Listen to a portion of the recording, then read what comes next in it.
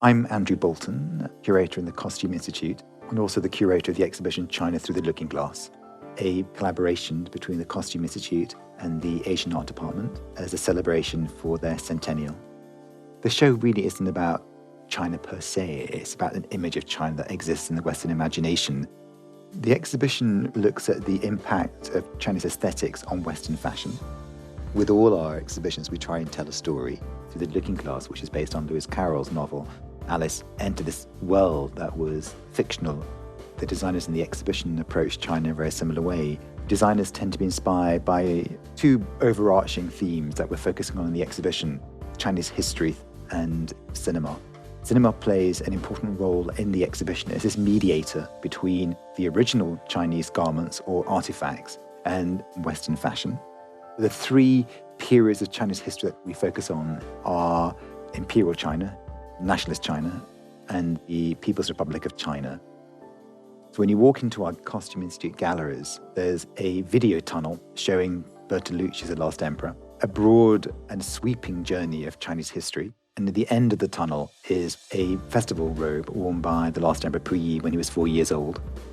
Designers tend to gravitate towards the imperial robe, which is recognizable by 12 imperial signs, symbols of the virtues of the emperor. When they're woven or embroidered onto the robes, they're very subtle, so they're very difficult to see. So we've collaborated with the milliner Stephen Jones and created headpieces out of them. It's another portal into the Chinese garments on display. The Art Gallery is really focusing on the qipao, a dress form that was introduced in China in the 20s, and it evolved from the imperial robe, but it also incorporated Western tailoring techniques. The qipao really was a symbol of modernity. Part of it was the freedom of movement. In a way, you can make an association with the chemise dress and the flapper as being this symbol of emancipation. As you leave the Costume Institute galleries, there is a small gallery that focuses on the Mao suit. And I think Western designers gravitate towards the Mao suit because it conveys a sort of utopianism. It's less interesting from a point of view of aesthetics, but very interesting from a point of view of its political underpinnings. It really was the last garment that said China. Upstairs is presented as a series of dialogues between Chinese objects and Western fashions that have been inspired by them. Part of the exhibition tries to disentangle different layers of meanings and different layers of exchanges that have always occurred between the East and the West. And every gallery you enter has its own story. Anna May Wong was a figure who acted as a bridge between the East and the West, but was neither embraced by either culture, who was fated to play one-dimensional stereotypes.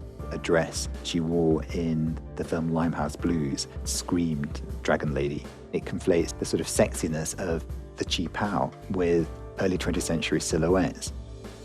The Astor Court focuses on Chinese opera, a series of dresses that John Galliano created for Dior conflate images and ideas of the Peking opera with Japanese kabuki and also the Queen Mother of England. Two other garments by Maison Martin Margiela are recycled opera costumes from the 1930s that have been repurposed as haute couture, an extraordinarily East meets West display of technical virtuosity.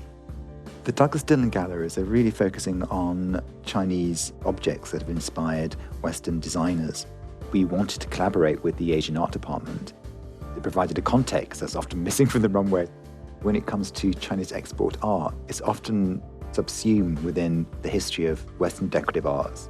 But there was always a dialogue between the East and West when it came to export wares, in particular the blue and white porcelain that originated in China, was exported to the West in the 16th century.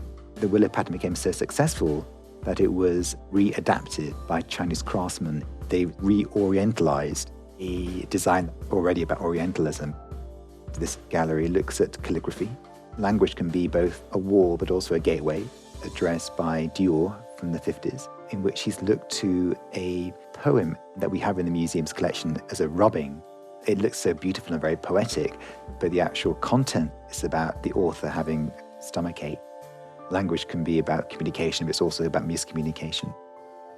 The gallery that focuses on Chinese silk, often the motifs that appear in Chinese silk also appear in China's wallpaper. So we have a room that is entirely covered in Degournay wallpaper. There's an extraordinary robala polonaise, juxtaposed next to a painted silk that was used in a dress by Balenciaga. On the opposite side is a dress by Alexander McQueen, directly inspired by a design that de Gournay produced based on an 18th century prototype. One gallery looks at the idea of perfume. Probably the most famous perfume inspired by China was Saint Laurent's opium. This particular gallery focused on the different types of symbols and motifs that were embraced by high chinoiserie from the mid-18th century and primarily focused on Chinese figures, fantastical landscapes, Chinese botany, as well as the pagoda. This coromandel screen from the Met's collection is juxtaposed with a series of garments by Karl Lagerfeld for Chanel, directly inspired by the coromandel screens in Chanel's apartment.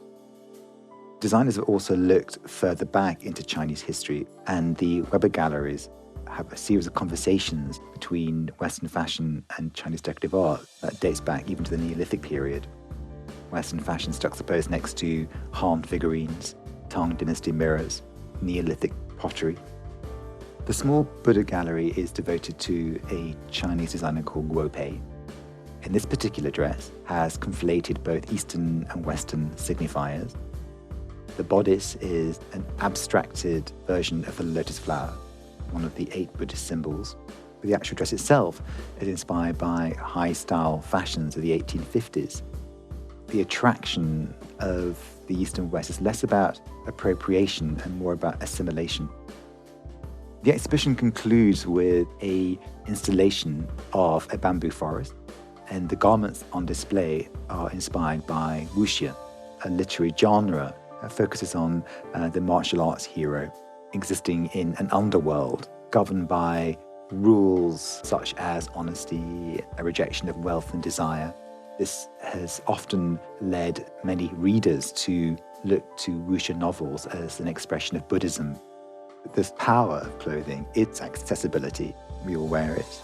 Designers engage with an aesthetics of surface rather than the specifics of cultural context that frees one up to think about it in different ways, a way of conveying very subtle ideas that may or may not be easily accessible. And I think that's what's so lovely about the Met, is that you're able to use the richness of the collection to create these visual dialogues to give you different ways of understanding both cultures.